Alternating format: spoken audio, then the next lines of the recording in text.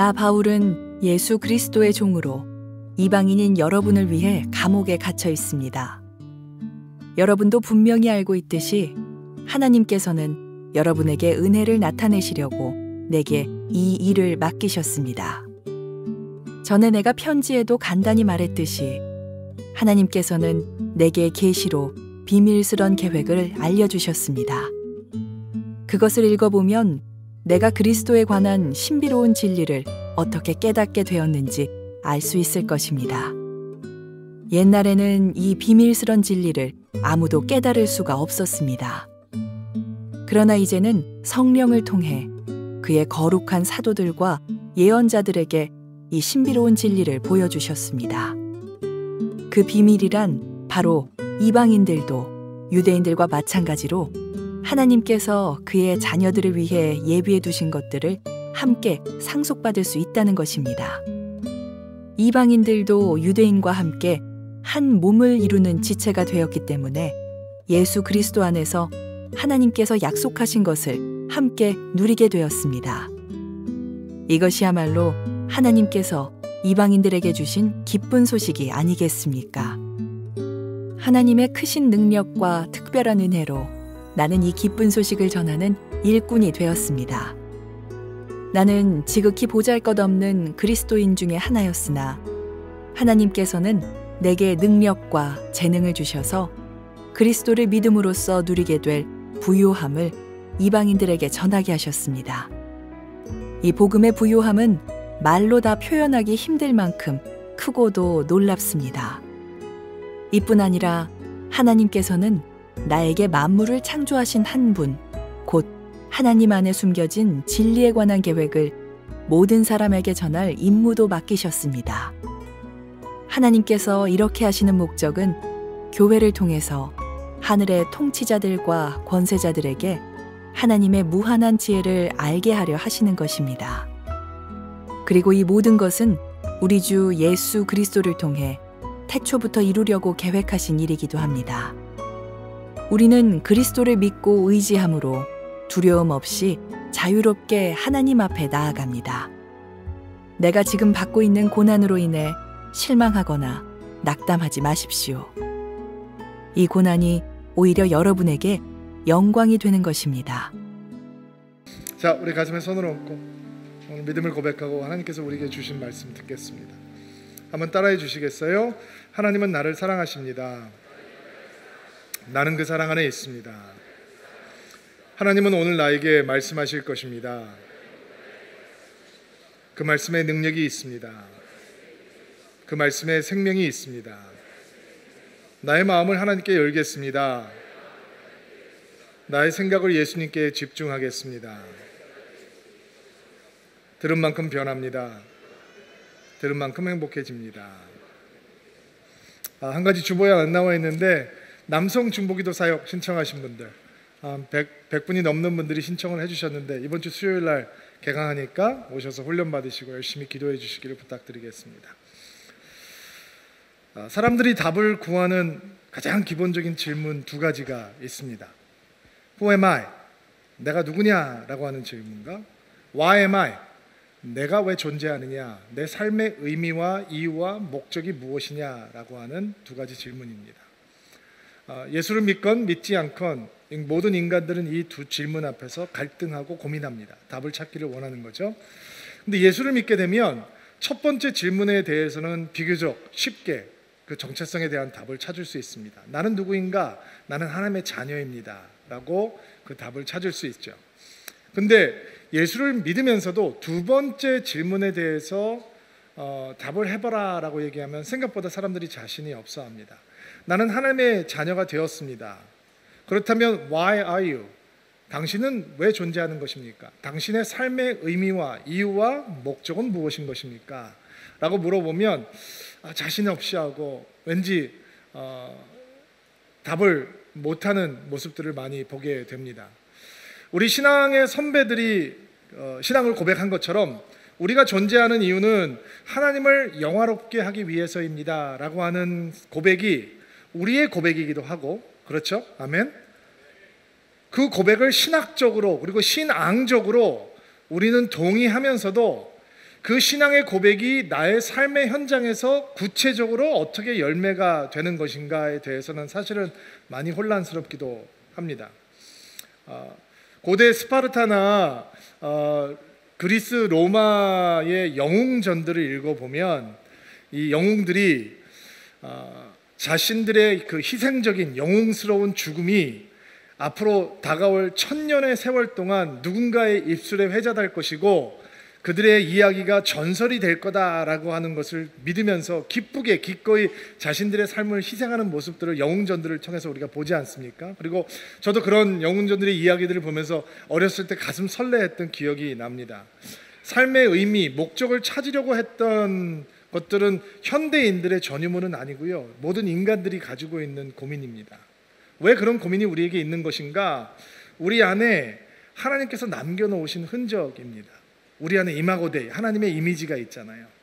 여러분, 에볼라가 아프리카에서 창궐을 한 다음에 그 수많은 사람들이 에볼라 때문에 죽어갈 때 국경 없는 의사회 사람들이, 세계 각국의 의사들이 아프리카로 몰려들었죠.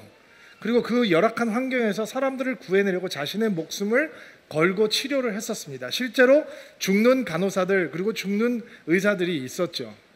사람들이 왜 당신은 이런 일을 합니까? 모든 사람들이 크리스찬인 건 아니니까 왜 이런 위험하고 힘든 일을 합니까? 라고 했을 때 제 기억에 남는 외국 의사의 인터뷰 기사가 있었는데, 나는 의사로서 살아가면서 이런 일을 할 때야말로 내가 가장 가치 있는 일을 한다라고 믿기 때문에 나는 이런 일을 기쁘게 합니다. 나의 삶의 의미, 이유를 확인하고자 하는 내면의 욕구가 우리 안에 다 있다라는 것입니다. 그러면 그 의미를 어떻게 찾을 수 있을까? 제가 일과 직장, 믿음과 직장이라고 하는 주제를 갖고 성도들을 만나보면서 알게 된 사실은 우리가 가장 오랜 시간을 직장에서 보내게 되거든요. 성인이 된 다음에 가장 오랜 시간을 깨어서 보내는 시간은 직장에서 보내게 되는데, 생각보다 많은 분들이 그 직장 생활이라고 직장에 출근하고 직장에 가는 것을 그렇게 기뻐하지 않는다, 좋아하지 않는다는 것을 알게 됐고요. 또 일을 좋아하는 분들조차 자신의 직장 생활을 통해서 20년, 30년 혹은 그보다 더 긴 세월이 지속되는 직장 생활을 통해서 거기서 자신의 삶의 의미, 가치를 발견하는 것을 굉장히 힘들어하는구나라고 하는 사실도 알게 되었습니다. 그러면서 그분들이 저같이 교회 안에서 생활하는 사람들에게 이렇게 얘기를 하시더라고요. 목사님 너무 좋으시겠어요. 매일매일 그런 의미와 가치와 목적을 충실하게 이루어가는 생활을 하실 수 있잖아요. 목사님은 목사시니까, 교회를 섬기니까. 그러니까 그분들 생각에는 교회 안에서 사는 사람들은 늘 이 목적 의식으로 충만할 거다라고 생각을 하는 거죠. 그리고 그분들은 세상 속에서 살고 있으니까 세속적인 성직이 아닌 세속적인 직업을 가지고 있으니까 거기서 하나님의 부르심의 의미와 목적과 가치를 찾아내는 것은 정말 힘듭니다라고 얘기를 하는 거죠. 근데 저는 목사이고 교회 안에서 사는 사람이고 또 선교사님들을 돕는 일을 굉장히 기뻐하는 사람이기 때문에 목사와 흔히 부르심을 쫓아가는 사람들과 대화를 많이 해보면 오히려 하나님을 섬기는 일을 하고 있기 때문에 삶에 대한 실망도 크고 결과에 대한 낙심도 깊고 자기 자신에 대한 실망이나 낙심도 깊어질 수 있다라고 하는 것을 보게 됩니다. 여러분은 어떻습니까? 여러분은 여러분의 삶의 의미를 나는 이것 때문에 존재합니다라고 확신할 수 있습니까? 제가 이렇게 세대별로 보면 삶의 의미를 어떻게 하면 찾을 수 있겠습니까? 라고 하면 이제 올더 제너레이션들은 이렇게 생각을 합니다. 그러니까 목사님 열심히 살아야죠. 남들보다 더 수고해야 되고 땀 흘려야 되고 남들보다 일찍 일어나고 늦게 자야 되고 더 많이 노력하면 그리고 열심히 달려가면 아마 우리가 그 삶의 의미, 하나님께서 우리에게 주신 소중한 삶이 존재하는 이유에 대해서 찾을 수 있을지 모릅니다. 이렇게 생각하다 보면 이제 여러분은 좀 올더 제너레이션. 요즘 사람들은 어떻게, 이 말에는 저도 올더 제너레이션 속에 포함되어 있다는 뜻이겠죠. 요즘에는 새로운 삶의 목적을 찾아가는 태도가 등장을 했습니다. 어떤 태도냐면 한 번 사는 인생이니까 다른 사람을 만족시키려고 노력하기보다 나 자신을 만족하는 것에 집중하자. 내가 갖고 싶은 것을 지금 갖고, 내가 누리고 싶은 것을 지금 누리고, 내가 선택하고 싶은 것을 지금 선택해서 나 스스로를 만족시키는 일에 충실해 보자. 우리 욜로라는 말이 한동안 유행했었잖아요. You only live once라고 하는 말. 그러니까 단 한 번 사는 인생인데 다른 사람을 위해서 노력하지 말고 나를 위해서 노력하고 나를 즐겁게 해주기 위해서 선택하고 판단해 보자. 자신을 위해서 사는 것이야말로 가장 의미 있는 일이다. 이제 이런 판단이 되시는 분들은 New Generation. 그런데 더 남들보다 땀을 흘려서 인생의 의미를 찾아야 된다라고 느끼는 사람이건, 나를 위해서 선택하면서 나를 만족하게 하면서 삶의 의미를 찾아야 된다라는 사람이건, 인생의 끝자락에서 다 똑같이 동일하게 후회와 아쉬움으로 가득하게 되는 것을 목격할 수 있습니다. 그런데 그렇지 않은 인생이 있었습니다. 그의 인생의 끝자락에서 이런 고백을 하는 사람이 있었어요. 한번 들어보시겠어요? 나는 선한 싸움을 다 싸웠습니다. 달려갈 길을 다 마쳤습니다. 그리고 나는 나의 믿음을 지켰습니다. 이후로는 나를 위해서 의의 면류관이 예비되어 있으므로 주 곧 의로우신 재판장께서 그날에 나에게 주실 것이며, 내게뿐만 아니라 주의 나타나심을 사모하는 모든 자에게 그 영광의 면류관, 의의 면류관을 씌워주실 것입니다. 사도 바울의 마지막 고백이었죠. 여러분, 이 사도 바울의 고백 가운데 아쉬움이 보이나요? 후회의 그림자가 보입니까? 아니죠. 그는 죽음을 앞에 두고 어떻게 얘기를 하고 있냐면, 나는 후회가 없습니다. 내 마음에는 확신으로 가득 차고 감사로 가득 차고 주님을 만날 기대감으로 가득 차고 주께로부터 들을 칭찬을 들으니 내 가슴이 설레고 내 머리에 씌워줄 의의 면류관, 영광의 면류관을 바라볼 생각을 하니 나는 정말 기쁩니다 라고 하는 확신에 찬 고백이 있지 않습니까? 이런 확신에 찬 고백이 내가 왜 존재하는가, 나의 삶의 의미가 어디 있는가, 목적이 무엇인가를 확실하게 찾은 사람의 이야기죠. 이게 바울의 삶입니다. 그러나 바울이 언제나 이런 확신으로 가득했던 사람은 아니었습니다. 물론 바울이라고 하는 사람은 예수를 믿기 전에도 열정으로 가득했던 사람입니다. 유대교에 대한 열심이 특출했습니다. 율법에 대한 열심도 특출했습니다. 그래서 율법을 아주 잘 지키는 무리의 사람들이 바리새파 사람들이었는데, 그 바리새파 사람들 중에서도 더 열심히 율법을 지키는 사람 중에 하나였습니다. 그는 가마리엘이라고 하는 석학과 열심히 율법을 공부하며 구약을 공부하며 살아가고 있던 사람이었습니다. 그런데 그렇게 열심히 살아가다 보니 그의 눈앞에 유대교를 사랑하지 않는 사람들, 유대교를 향해서 특별한 열심을 가지고 있지 않은 무리들을 보게 되었습니다. 예수를 믿는 사람들이죠. 그리고 그는 견딜 수가 없었습니다. 자기는 유대교를 향해서, 율법을 향해서 이렇게 열심히 넘치는데 다른 길을 사는 사람들을 용납할 수가 없었습니다. 열정이 있는 사람이니까. 그래서 예수를 믿는 사람들을 핍박합니다. 그들을 잡아 죽이기까지 서슴지 않았던 사람이었습니다. 그러나 그가 예수를 만나는 순간 모든 것이 변하기 시작합니다. 여러분, 사도 바울이 다메섹으로 가는 길에 예수님을 만난 다음에 눈이 멀잖아요. 3일 동안 장님이 되었잖아요. 이게 육신의 눈이 멀었다라고 하는 의미도 있지만, 영적으로 해석을 해보면 그의 영적인 눈도 닫혀버린 거예요. 이게 무슨 얘기냐?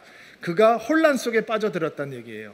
그 전에 그에게 의미가 있었던 것이 예수를 만나고 나니까 무의미가 되어버리고, 그 전에 그에게 가치가 되었던 것이 예수를 만나고 나니까 가치 없는 일이 되어버리고, 그가 목적이라고 생각했던 것들이 예수를 만나고 나니까 혼돈 속에 빠져버리게 된 거예요. 그리고 새로운 의미가, 새로운 가치가, 새로운 목표가 예수를 만나고 나서 생기게 되는 거죠.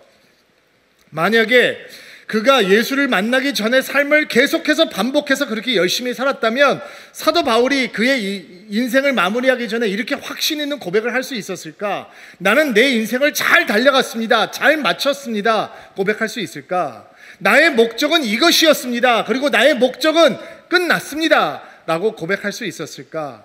없었을 거예요. 유대교를 신실하게 신봉하는 종교의 삶으로 바울은 그의 인생의 의미를 파악할 수가 없었어요. 그가 율법을 열심히 지킴으로 그는 그 인생의 의미를 찾을 수가 없었어요. 좋은 스승을 만나서 공부한 것으로 그는 자신의 의미를 파악할 수가 없었고, 좋은 직업 있다는 사실도 그에게 의미를 주지 못했어요.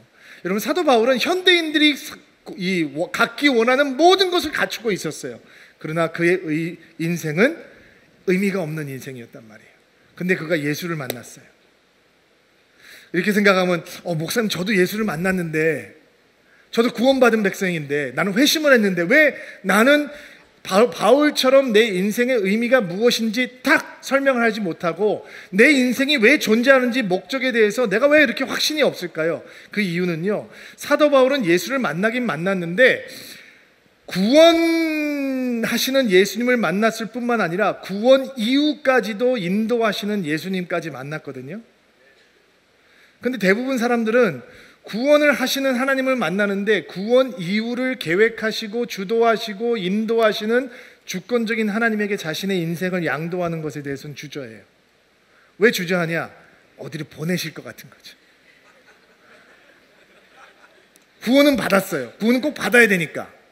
그래서 예수님을 영접하긴 했는데 내가 그 구원 이후의 삶까지 주님 앞에 약속을 하면 뭔가 큰 손해를 볼 것 같고 하나님께서 어디 가라실 것 같고, 걱정하지 마세요. 서울 드니까 아무나 이렇게 선교사로 보내는 거 아니니까 걱정하지 마세요. 근데 여러분 생각해 보세요. 하나님께서는 구원을 이루시는 하나님이시기도 하지만 구원 이후를 책임지시고 주도하시고 인도하시고 계획하시고 이루시는 하나님이시죠. 아멘이죠. 그러나 우리는 구원 사건뿐만 아니라 구원의 사건 이후까지도 하나님께 의탁할 수 있다면 사도 바울처럼 똑같이 우리와 같은 성정을 가진 사람이니까 내가 존재하는 이유가 내가 비즈니스맨으로, 내가 이 교사로, 내가 교수로, 내가 의사로, 내가 어떤 직업을 가지고 있는 사람으로, 내가 가정주부로, 내가 엄마로, 아빠로, 주일학교 교사로 존재하는 이유가 이것이구나, 내 삶의 의미가 여기 있는 것이구나 확신할 수 있겠죠. 저는 오늘 사도 바울이 가지고 있었던 확신이 여러분들에게 전해지는 복된 주일이 되기를 바랍니다. 그러면 사도 바울이 구원 이후에 역사하시는 하나님께 자신의 삶을 내어 맡기고 나서 그가 받았던 확신은 어떤 것이냐? 7절 말씀 볼게요. 한번 읽어주세요. 시작. 하나님의 크신 능력과 특별한 은혜로 나는 이 기쁜 소식을 전하는 일꾼이 되었습니다. 복음의 일꾼이 되었다는 거죠. 예수를 만나고 회심하고 구원받은 하나님의 자녀가 되었을 뿐만 아니라 그가 복음, 하나님의 기쁜 소식을 전달하는 전령, 복음을 전하는 일꾼이 되었다라는 거예요. 이게 놀라운 사도 바울에게 주어주신 하나님의 놀라운 은혜예요. 자, 근데 사도 바울이 이 소명을, 이 부르심을 하나님께서 나를 복음을 전하는 일꾼으로 만들어 주셨구나라고 하는 이 구원 이후의 사건을 받아들이기 위해서 넘어야 되는 장애물이 하나 있어요. 그 장애물이 뭐냐? 8절 말씀에 나와 있는데 8절 말씀 한번 읽어볼게요. 시작. 나는 지극히 보잘것없는 그리스도인 중에 하나였으나 하나님께서는 내게 능력과 재능을 주셔서 그리스도를 믿음으로써 누리게 될 부요함을 이방인들에게 전하게 하셨습니다. 이 복음의 부요함은 힘들 만큼 크고도 놀랍습니다. 바울이 확신에 찬 삶을 살기 위해서 뛰어넘어야 되는 장애물은 바로 자신이라고 하는 장애물이에요. 8절에 보니까 바울이 자기 자신을 지극히 보잘것없는 성도 중에 하나라고 얘기하잖아요. 자, 여러분, 제가 여러분들과 일대일로 앉아서 당신은 하나님의 복음을 맡은 일꾼입니다. 당신은 하나님의 대사입니다. 하나님의 일꾼입니다. 그러니까 셀장을 한번 해보시겠어요? 교사를 한번 해보시겠어요? 성경을 한번 가르쳐 보시겠어요? 얘기를 한다면 여러분은 목사님 저 못합니다. 저 그럴 자격이 없습니다. 이렇게 얘기를 할 거예요. 두려워하시는 분들이 많이 있죠. 제가 아직 그런 수준이 아닙니다. 사도 바울의 고백을 들어보세요. 내가 성도 중에 지극히 작은 자 중에 하나입니다. 제일 작은 자입니다. 여러분들이 이런 얘기를 들으면 이런 생각이 떠오르죠. 사도 바울이 굉장히 겸손하시구나. 그런 생각 속에, 그런 해석 속에는 사도 바울은 실제로는 굉장히 대단한 사람인데, 뭔가 보여줄 게 많은 사람인데, 에베소 교회에 있는 성도들에게 편지를 하면서 내가 대단한 사람입니다 이렇게 얘기하면 살짝 반맛 없으니까 제가 성도 중에 지극히 작은 자 중에 더 작은 보잘것없는 사람입니다 얘기하면 받는 사람들이 우리 선생님이 진짜 겸손하시구나 이렇게 생각을 하겠지라고 생각을 하시죠. 잘못된 해석이에요. 사도 바울은 겸손한 게 아니고 사실을 얘기하고 있는 거예요. 사도 바울은 자기 자신에 대해서 가장 정직하게 설명하고 있는, 가장 적나라한 자기 표현이고 폭로예요. 겸손한 과장의 표현이 아니라 사도 바울이 하나님 앞에서 자기 자신을 돌아보니까, 자기의 과거를 보고 현재를 보니까 내가 하나님 앞에서 성도 가운데 진짜 보잘것없는 자 가운데서, 작은 자 가운데서 가장 작은 자입니다 라고 고백을 하고 있는 거예요. 자, 이거를 깨달아야 은혜예요. 깨닫는 축복이 있을지어다. 자, 왜냐하면 내가 하나님 앞에서조차 대단한 사람입니다 라고 고백하면 우린 이런 기도를 쏟아놓게 돼요. 하나님, 나는 저 죄인과 같지 않습니다. 나는 일주일에 2번씩 금식을 합니다. 모든 소득의 11조를 주님 앞에 드립니다. 주님, 제가 참 이쁘시죠? 이런 기도 같지 않은 기도를 주님 앞에 올리게 됩니다.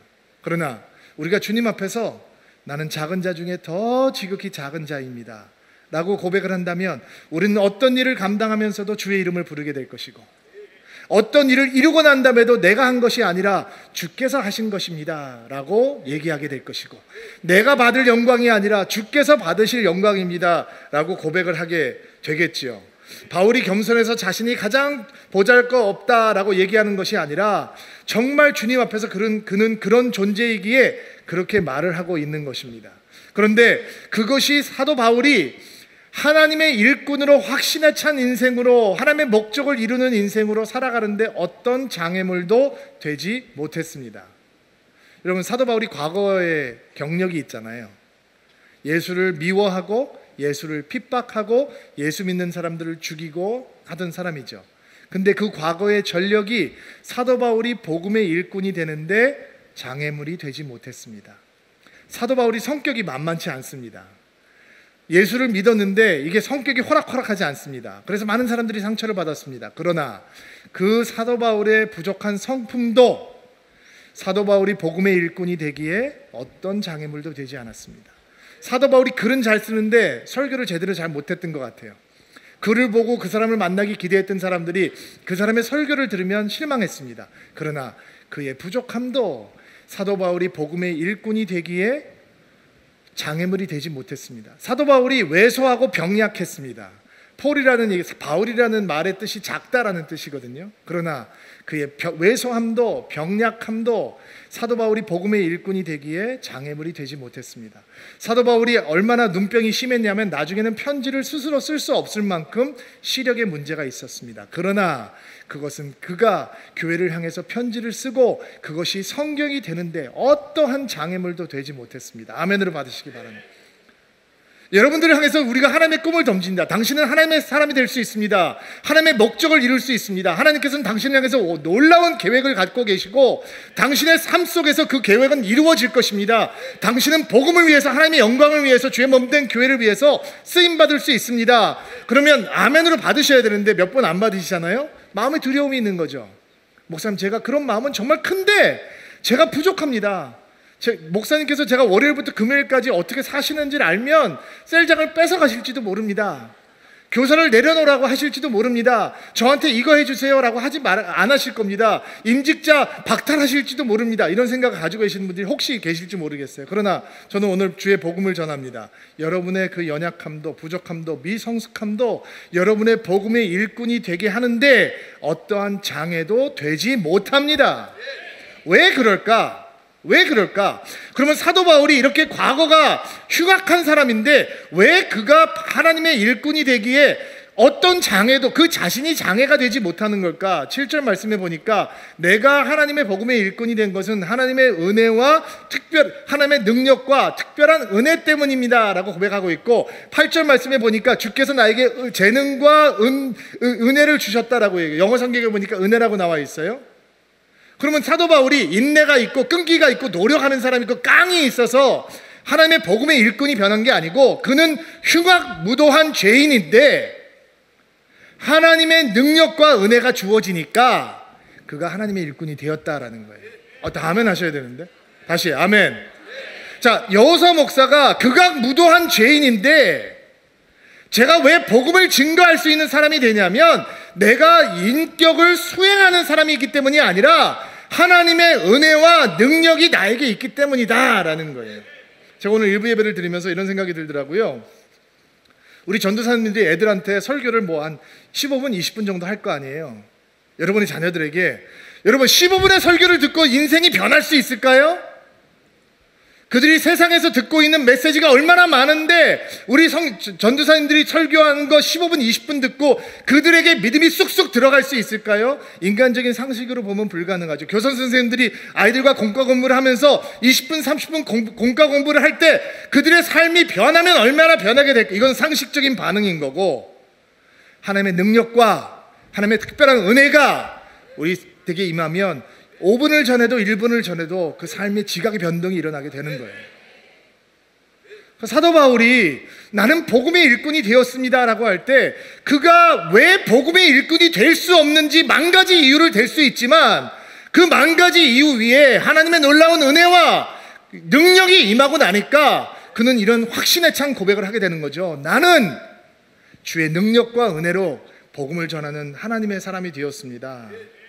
여러분, 믿음은 내가 왜 무엇을 할 수 없는가를 끊임없이 생각해내는 것이 아니라, 내가 어떻게 준비되지 않았는가를 끊임없이 생각해내는 것이 아니라, 믿음은 나를 보지 않고 주를 보는 것이고, 내가 무엇을 할 수 있느냐를 생각하지 않고 주의 능력과 은혜가 나에게 더해지면 내가 어떠한 존재가 될 수 있는가를 묵상하는 것이고, 나의 자금으로 인해, 나의 실패로 인해 실망하고 좌절하고 낙심하고 포기하는 것이 아니라 성령의 능력과 하나님의 은혜가 주어졌을 때 내가 어떤 존재가 될 수 있는지 주를 신뢰하고 나를 던져버릴 수 있는 게 믿음인 거죠. 어메이징 그레이스를 쓴 존 뉴튼 목사님이 계시잖아요.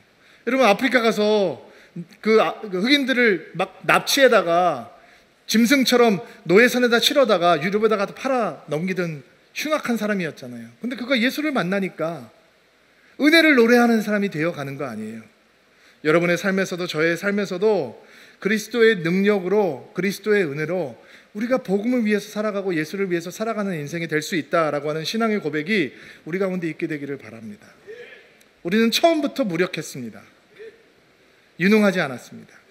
제가 한국에 들어온 다음에 영어로 설교할 수 있는 기회가 별로 없잖아요. 15년 이렇게 됐는데 영어 설교를 할 수 있는 기회가 많이 그래도 이전 교회는 영어 예배가 있어서 드문드문 제가 영어로 설교할 수 있는 기회가, 지난 10여 년 동안은 제가 서울두림교회 개척한 다음부터는 영어로 설교할 수 있는 기회가 없었는데, 몇 주 전에 어느 분이 저한테 와서 한국에 있는 그 외국인들이 모이는 모임인데 와서 설교를 해달라고 그래서 그 부탁하신 분하고 제가 관계가 있어서 아주 조심스럽게, 제가 바깥에 잘 안 나가니까 그냥 가서 이제 설교를 하게 됐어요. 쉽게 그냥 가서 뭐 설교하고 오면 되지 갔어요.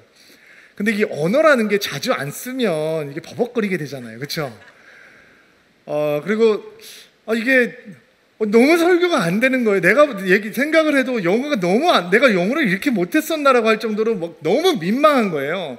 그리고 설교를 아주 어설프게 아주 후진 영어로 설교를 한 다음에 돌아와가지고 막 너무 마음이 어려워서 막 낙심하고 막 속상해하고 막 그러고 있는데, 하나님께서 제 마음속에 이런 생각을 드는 거예요. 너 왜 이렇게 속상해? 하나님, 제가 오늘 가서 설교했는데 너무 설교가 안 되고 영어가 잘 안 되고, 이게 그리고 옛날에는 제가 영어 설교 좀 했던 것 같은데 너무 속상해요 하나님. 자존심 상해요. 막 이런 투정을 부렸어요. 근데 하나님께서 어떤 마음을 주시냐면, 너 원래 영어 설교 후졌었어. 원래 후졌어. 제가 하나님을 발끈했어요. 그런 생각이 떠오르게 돼요. 하나님, 제가 그래도 청소년들 앞에서 설교하면 맨 마지막에 부흥집회 같은 데 가서 설교하면 선교사 될 사람 나오라 그러면 애들이 막 뛰어나오고, 대학생들 집회 가서 당신의 삶을 하나님 앞에 드려라 그러면 애들이 엉엉 울면서 주님 앞에서 무릎 꿇는데 무슨 설교를 못한다뇨. 아니, 그때도 후졌었어. 근데 너의 후짐이, 너의 어눌한 영어 실력이 내 메시지를 전하는데 장애가 되지 않았던 것뿐이야. 제가 그 다음 질문을 하나님께 드리고 그럼 하나님, 제 한국말 설교는요? 그것도 후졌어. 그러나 너의 후짐이, 너의 어눌함이, 너의 부족함이 내 메시지를 나의 사랑하는 주의 백성들에게, 나의 백성들에게 전하는데 어떤 장애물도 되지 않아. 여러분, 하나님 일하기 두렵죠? 말씀을 전해보고 싶은데 어렵죠. 근데 여러분의 부족함이 하나님의 은혜를 전하는데 장애가 되지 않는다면 그게 하나님의 은혜와 능력이 우리와 한다라는 거예요. 오늘 그 말씀 아멘으로 받으셔야 돼요. 아멘으로 받으시길 바랍니다. 자, 9절 다시 한번 볼게요. 9절 다시 한번 읽어주세요. 시작. 죄송합니다. 8절 말씀 읽어주세요. 하나님께서는 내게 능력과 재능을 주셔서 그리스도를 믿음으로써 누리게 될 부요함을 이방인들에게 전하게 하셨습니다. 이 복음의 부요함은 말로 설명하기 놀랐습니다. 자, 사도 바울이 주의 은혜와 능력을 의지함으로 자기 자신을 뛰어넘는데 그가 전해야 되는 메시지는 무엇이냐? 8절 말씀에 보니까 그리스도를 믿음으로 누리게 될 부요함. 개역 개정판을 보니까 측량할 수 없는 그리스도의 풍성함이에요. 자, 바울 같은 인생을 사는 사람들이 만나게 되는 유혹은 뭐냐면 자꾸 내 삶의 여정에 대해서 얘기하고 싶은, 내가 과거엔 이랬습니다. 근데 지금은 이렇습니다. 자꾸 내 얘기를 하고 싶은 거죠. 사도 바울은 뭐라고 얘기하냐면 내가 과거에 핍박자였는데 보잘것없는 성도 중에 하나였는데 내가 복음을 전하는 일꾼이 되었습니다. 내 메시지는 변화된 내가 아니고 측량할 수 없는 그리스도의 풍요로움입니다. 제가 옛날에 좀 놀았거든요. 근데 제가 변했거든요. 그래서 옛날에 청소년 집회를 다니면 내가 놀았던 적의 얘기를 했어요. 그리고 내가 변했던 것에 대한 얘기를 해요. 근데 그것은 복음이 아니에요. 복음은 그리스도예요. 사도 바울이 과거 전력이 화려하거든요. 근데 사도 바울이 얘기하고 있는 메시지를 분명히 붙드셔야 돼요. 사도 바울은 나의 변화된 모습은 메시지가 아닙니다. 그것은 통로는 될 수 있습니다. 그러나 내가 전해야 되는 메시지는 측량할 수 없는 그리스도의 풍요로움입니다. 풍성함입니다. 그것만이 세상을 변할 수 있으며 그것만이 사람들을 변화시킬 수 있는 메시지입니다 라고 얘기하는 것입니다. 여러분, 우리 간증은 유익합니다. 우리의 삶은 통로가 될 수 있습니다. 그러나 우리가 궁극적으로 전해야 되는 메시지는 결국 측량할 수 없는 예수 그리스도의 부요함인 것을 믿는 축복이 있게 되기를 바랍니다. 여러분, 사도 바울이 그것을 어떻게 알게 되었습니까? 1절부터 5절 말씀을 보니까 이런 단어들이 등장을 해요. 비밀스러운 계획, 신비로운 진리, 비밀스러운 진리, 신비로운 진리, 감추어졌던 비밀스러운 진리를 하나님께서 신적인 계시를 통해서 나에게 알게 해주셨습니다 라고 하는 설명이 계속 등장을 해요. 사도 바울이 어떻게 이렇게 확신에 찬 복음의 일꾼이 되고 그리스도의 부요함만 증거하는 자가 되었느냐? 이전에 감추어져 있던 비밀을 하나님께서 보여주셨다라는 거예요. 그 비밀은 무엇이냐? 6절 말씀 볼게요.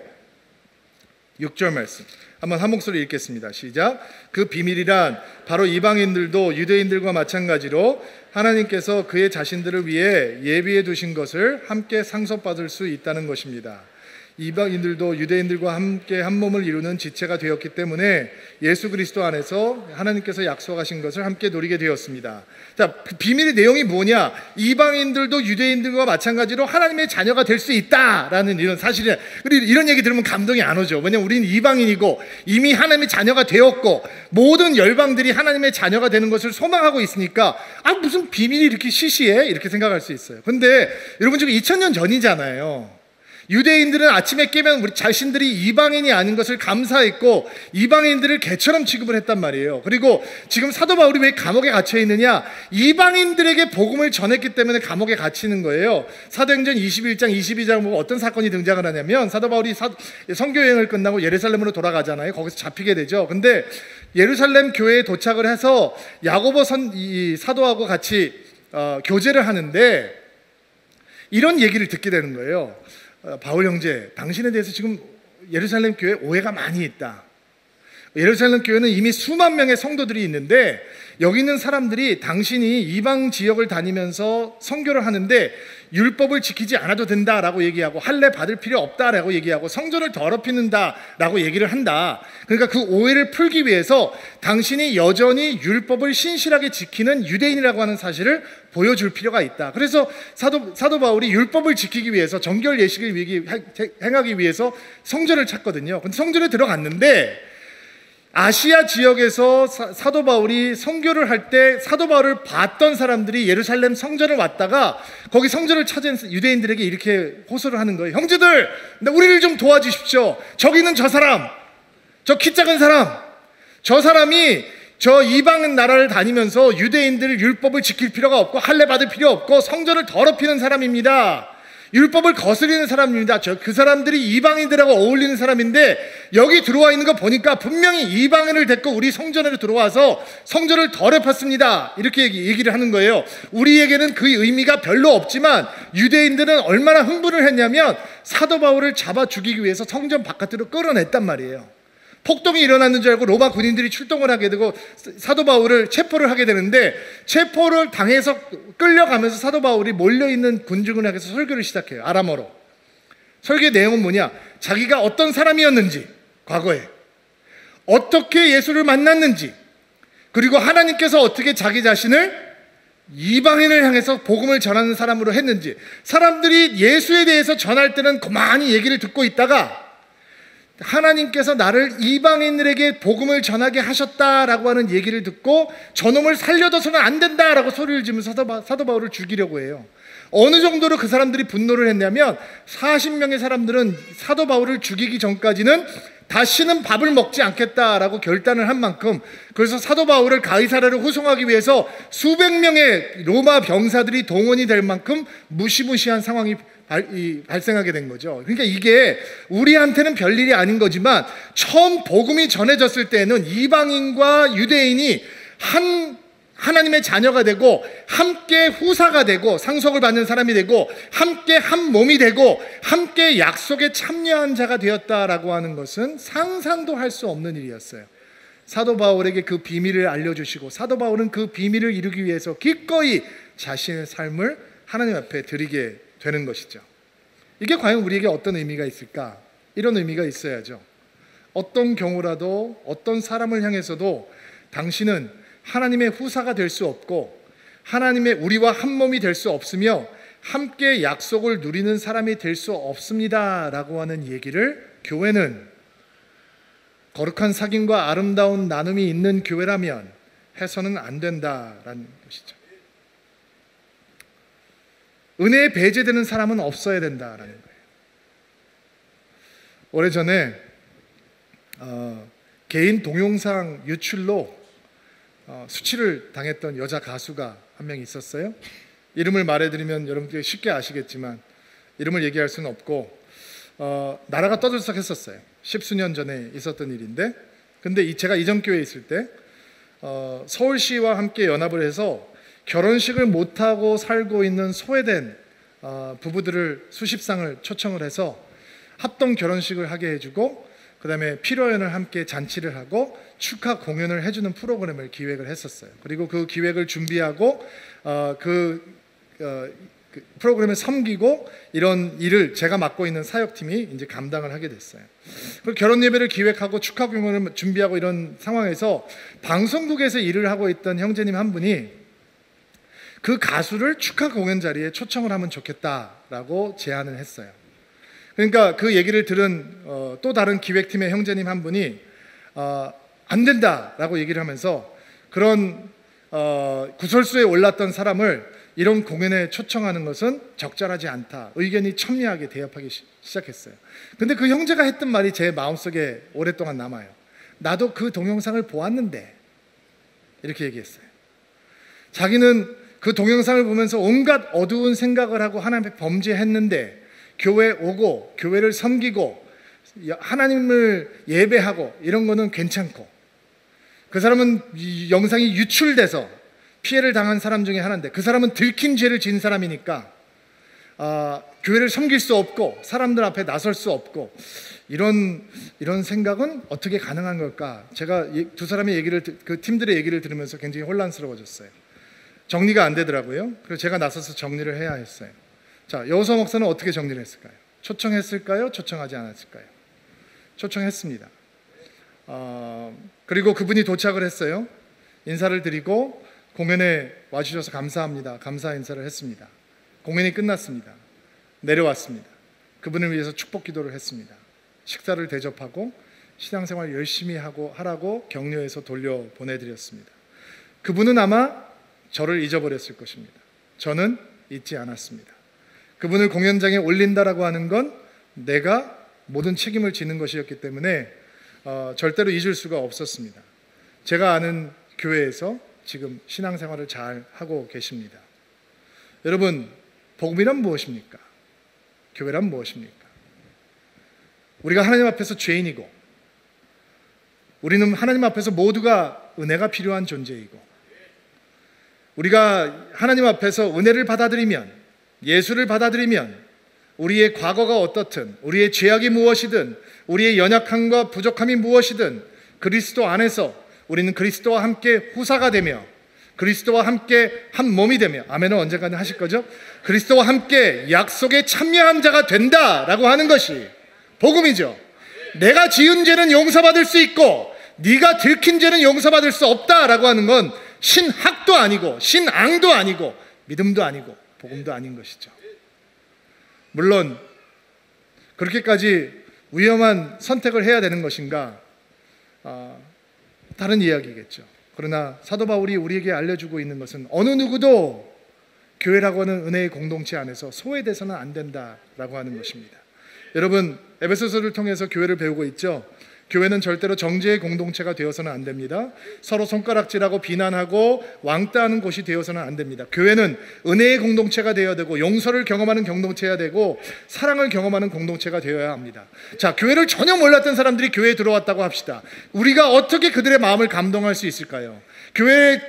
교제를 경험하지 못한 사람들이 교회에 처음 들어왔을 때 어떻게 대화를 하면 그들이 무슨 모습을 보여주면 그들이 교회를 체험하게 될 수 있을까요? 어떤 사람은 학연을 얘기합니다. 지연을 얘기합니다. 그러나 교회를 처음 오는 사람들은 이렇게 생각을 할 겁니다. 교회도 별로 다르지 않네. 세상에서 하는 얘기 비슷하게 하네. 그들이 마음을 편하게 해주기 위해서 세상 이야기, 정치 이야기, 주식 정보로 대화를 채워보십시오. 그들은 실망하게 될 것입니다. 학원 이야기, 아이들 키우는 이야기로만 마무리해 보십시오. 그들은 그냥 학교에서 학부모 만나는 거하고 똑같네 라고 생각할지도 모릅니다. 거기서 우리는 세상의 대안이며 소망인 교회를 보여주지는 못하겠죠. 그러나 교회를 처음 찾은 사람들에게 교회는 정죄하는 곳이 아니며 사랑하는 곳이며, 죄악을 폭로하는 곳이 아니라 죄악을 용서하는 곳이며, 나와 저는 다른 사람들을 사랑으로 품어주고, 되돌려 받기 원하는 마음이 아니라, 계산된 마음이 아니라 그를 기뻐하고 섬겨주는 곳으로 만족할 수 있다면, 어쩌면 사람들은 교회에 들어왔을 때 첫날부터 교회는 역시 다르네, 교회는 진짜 좋은 곳인가 보다 라고 배우게 될지 모릅니다. 유대인들이 유대인들과만 모여 있다면 반쪽 교회죠. 이방인들이 이방인들과만 모여 있다면 그거는 반쪽 교회입니다. 그러나 이방인과 유대인이 함께 교회에 들어와 있다면 그것은 whole church가 되는 것입니다. 사도 바울이 우리에게 가르쳐주고 있는 교회의 모습이 그런 것이죠. 함께 후사가 되고, 함께 한 몸이 되고, 함께 약속에 참여하는 자가 되는 것입니다. 그렇다면 여러분, 이 사실이 우리에게 어떤 개인적인 축복을 가져다 줄까요?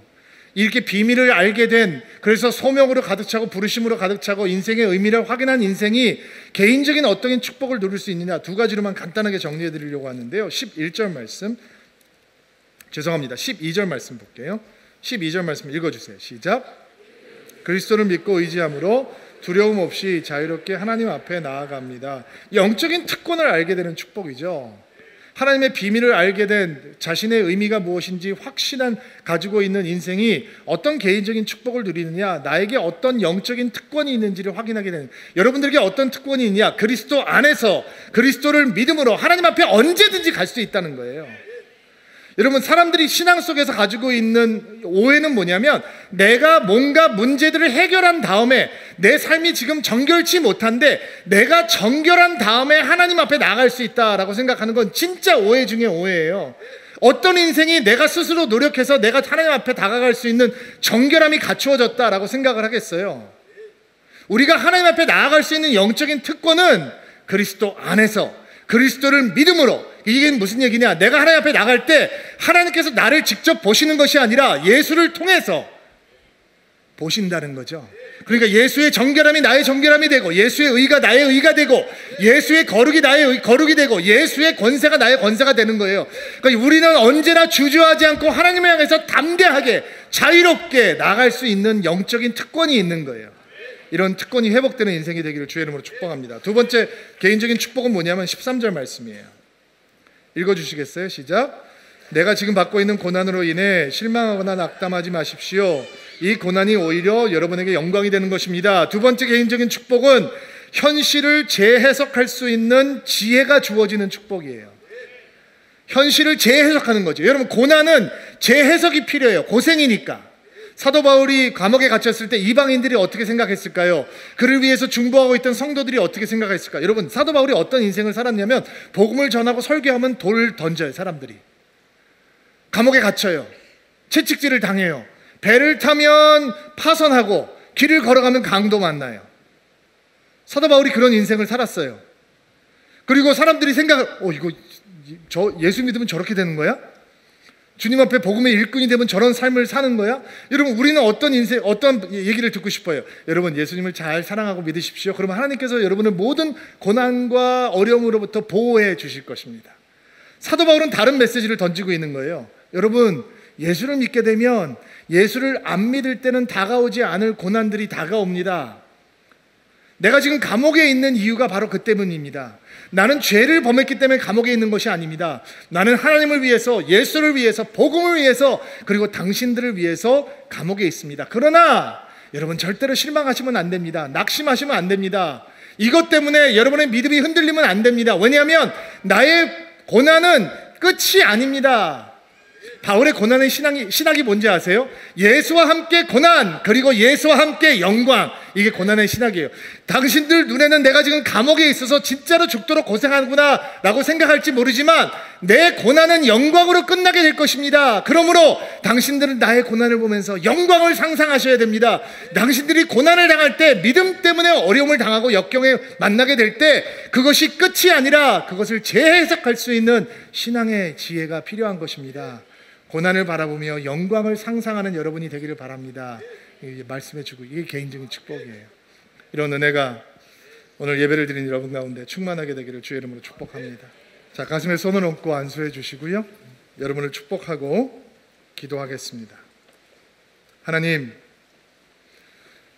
구원으로 인도하신 하나님의 은혜도 감사한데 구원의 이유까지 주께서 계획하시고 주도하시고 책임지시고 인도하시니 감사를 드립니다. 우리의 삶의 부르심의 자리에서 왜 나에게 구원이 임해 왔는지, 내 인생의 의미가 무엇인지, 하나님께서 왜 우리를 부르셨는지 그 이유를 확신을 갖고 찾을 수 있는 은총을 허락하여 주옵소서. 우리를 일꾼 삼아주시니 감사합니다. 나의 부족함도 연약함도, 나의 미성숙함도 주님을 섬기는데 어떠한 장애도 될 수 없음을 믿음으로 선포하고 받아들입니다. 주의 능력과 특별한 은혜가 우리를 덮어 주시옵소서. 이번 한 주간 주의 손을 붙들고 동행하는 한 주간이 되기를 소망합니다. 주저하지 않고 예수 그리스도 안에서 예수 그리스도를 믿음으로 주님 보좌 앞으로 달려가는 한 주가 될 수 있도록 도와주시고, 하나님, 우리가 믿음 때문에 만나게 되는 힘든 상황들, 역경 가운데서 고난이 끝이 아니며 주의 영광으로 끝날 것이라고 하는 당당한 신앙의 고백이 가슴에 손을 얹고 기도하고 있는 드림인들 가운데 충만하게 하옵소서. 이번 한 주간 주의 이름을 부르게 하옵소서. 주님을 바라볼 수 있도록 도와주시고 주님의 사랑 안에 거하는 복된 주간이 될 수 있도록 은총을 베풀어 주시옵소서. 예수님의 이름으로 기도하옵나이다.